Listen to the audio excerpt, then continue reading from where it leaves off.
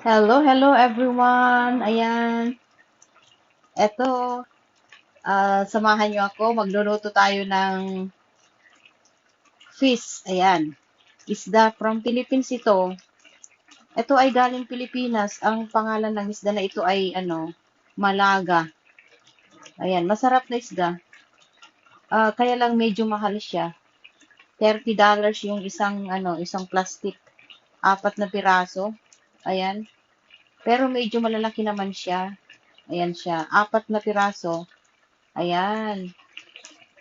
Kaya kahit medyo mahal ay sulit naman ang masarap na isda ito.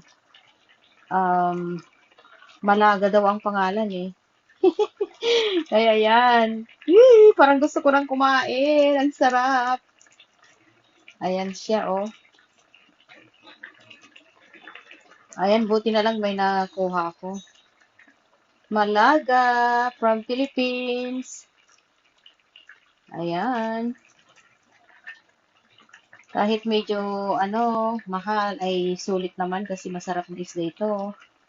Ayan, gusto ko yung luya na yan kasi yung malambot na luya yan nilagay ko, hindi yung matigas na luya.